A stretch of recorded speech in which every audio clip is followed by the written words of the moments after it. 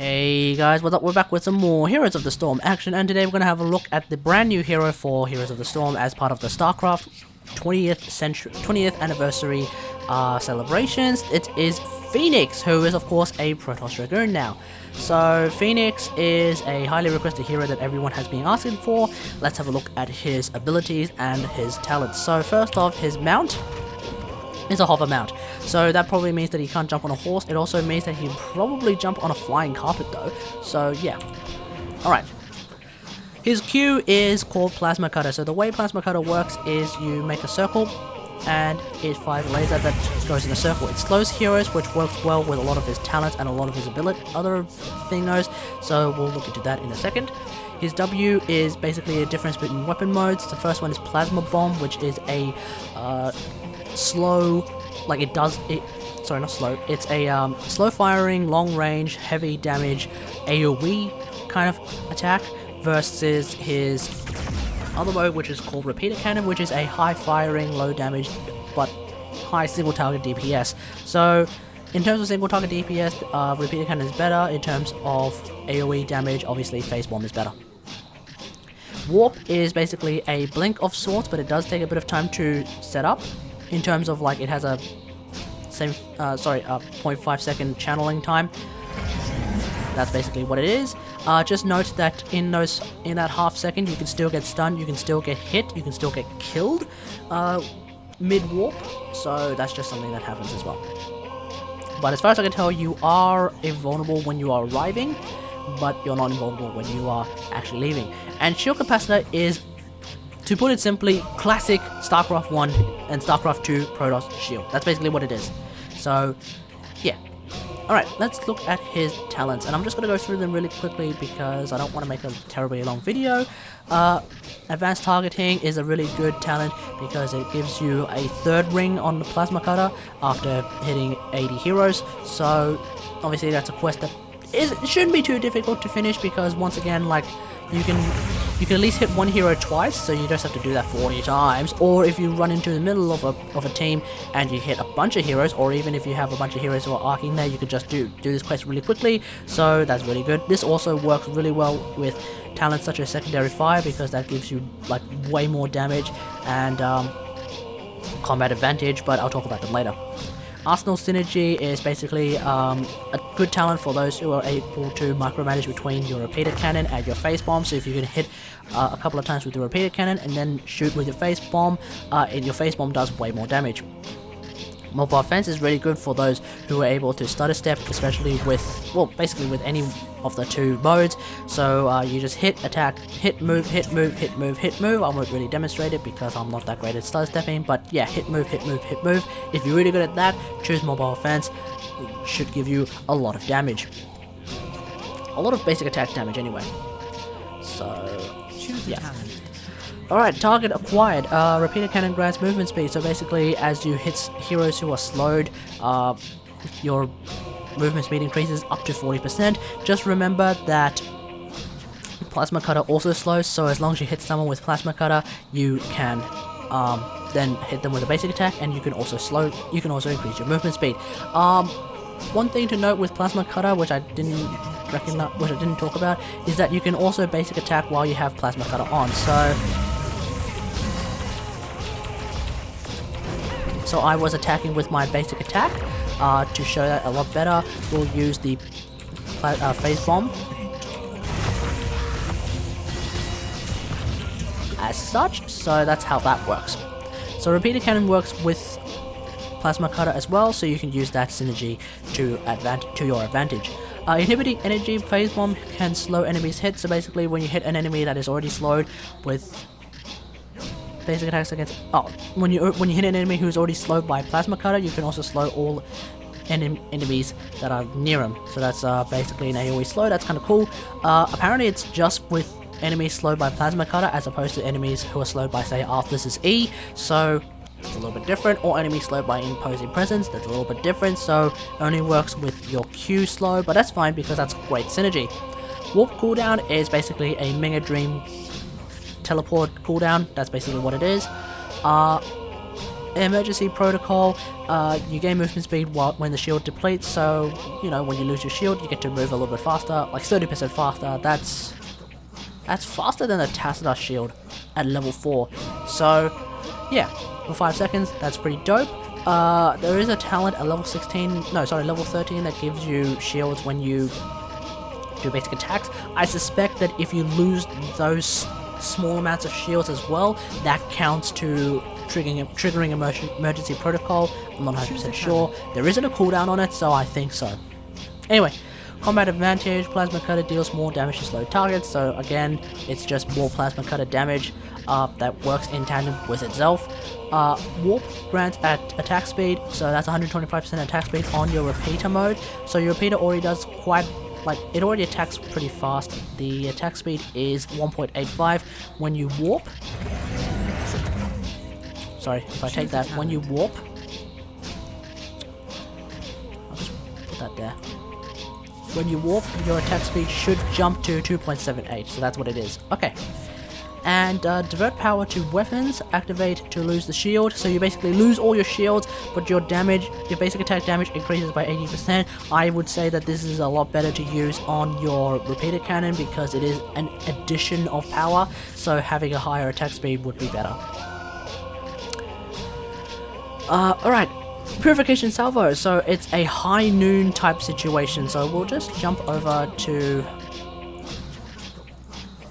this new thing here. So we get to use this high noon type situation, so that means that I guess McCree is never coming to Overwatch. I guess McCree is never coming to Heroes of the Storm, thank God for that. But yeah, it's basically high noon. Choose a talent. It's high noon. That's what it is. So yeah. The alternative is Planet Cracker, which is Armor Farmer Laser, blah, like that, because Armor Farmer Laser. There we go. So yeah, that's basically what these are. Just a heads up, Purification Salvo and all forms of Purification Salvo deal 50% more damage to enemies who are slowed. You can actually use that in tandem with your Plasma Cutter. So, for example, you could do it like this. That does more damage. Anyway, let's move on. So, at level 13, you have Adanium Shell, which I don't think is a thing in StarCraft. Anyway, Adanium Shell warp grants armor, so you get 40 armor when you finish teleporting. Obviously that works really well with Warp Conduit. If you find yourself in the Mega Dream situation and you constantly get kills, you can basically have a perma 40 armor for a while after like teleporting, so that's kind of dope. Dampening Field, Shield Capacitor grants spell armor, so that's really good against mages. Rapid Recharge, Healing grants more. Healing also regenerates Shield Capacitor, so in a sense, that is like another form of that special healing talent that some heroes had, like Tyrael before his rework. I think it's been phased out as of late, but yeah, the idea is that if you find healers heal you more because they also regenerate your shield, which there aren't any abilities or anything that goes through shields at the moment, so you know that's a thing. Auxiliary Shield is the talent I was talking about, where basic attacks grant shields that might work in tandem with Emergency Protocol. I'm not 100% sure, it'll require further testing, but I'm fairly certain that's how it works. Choose a talent. Right. Level 16, so Offensive Cadence, so successive repeater cannon attacks empowered. This is basically focused attack, but for his repeater cannon, so it doesn't work on his phase bomb, but it only works on his repeater cannon. Photonic Weaponry, shield capacity increases damage dealt. As long as you have shields, you have 15% more damage. This works probably in tandem with auxiliary shields, because auxiliary shields give you at least some shield. So the way this talent works is, as long as you have any shields, you do 15% more damage, so you know that synergy is there. Arsenal Overcharge, this is battle momentum, for Fenix, because it also affects his ultimates. I have checked, and we will just show that really quickly. So there is his Farmer Laser. Oh wait, I have this on, so we'll do that again. Farmer Laser, and notice that his Notice that his ultimate cooldown is also charging a lot faster. If we move, that's a lot slower, and then if we attack, etc, etc. It's the same thing. It's battle momentum. That's what it is. Right. But we'll keep the cooldowns. And then secondary fire. So this is another thing that works really well with advanced targeting, because the way it works is if you hit someone with your Q, you get to drop a purification salvo on them. So that's pretty dope. And it also works really well because enemies who are hit by plasma cutter are already slowed anyway, so your purification salvo automatically does 50% more damage. So let's just show that in action. Whoops. Let's just show that in action, let's just show that in action again. So that's what that is about. Singularity mode is a little bit different. It just basically increases your repeater cannon attack speed, and it gives your phase bomb way more range, which is kind of dope. The range is probably really good for sieging enemy heroes from afar. That's like, it's basically what a Dragoon does. Its Singularity charge is actually, fun fact, an upgrade that you can get from your Cybernetics core in StarCraft 1, when Dragoon still existed. So yeah, that's what Singularity charge is. And Unconquered Spirit is fatal damage recharges shield capacitor, so it's a Johanna shield, essentially. I think Johanna gets more shield at level 20, but that's what this is anyway. And, you know, because it's a shield capacitor shield, then you also get to talk about all sorts of other things like photonic weaponry is a thing that is affected by that, dampening field is a thing that is affected by that, and I would assume emergency protocol is also affected by that if you happen to lose that shield again, because then you can move 30% faster for 5 seconds afterwards.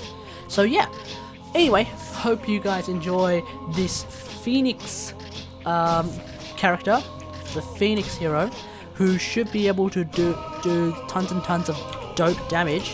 Did I disable sound? No, I did not. No, I did not. Okay, so yeah, Fenix seems pretty dope. Apparently one of his talents being the divert power to weapons talent is a little bit busted, but in terms of like how strong it is, but I'm not sure. Anyway, hope you guys enjoyed this. If you did, hit the like button. If you really enjoyed it, maybe consider hitting the subscribe button, sorry. And until next time, I will see you guys later. Thanks for watching. Bye!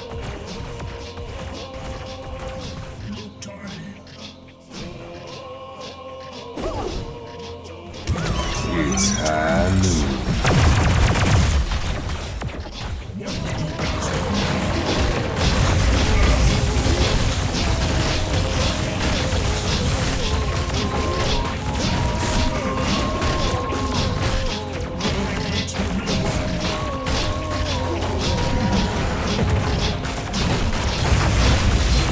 I'm a fire in my lane! What the fuck?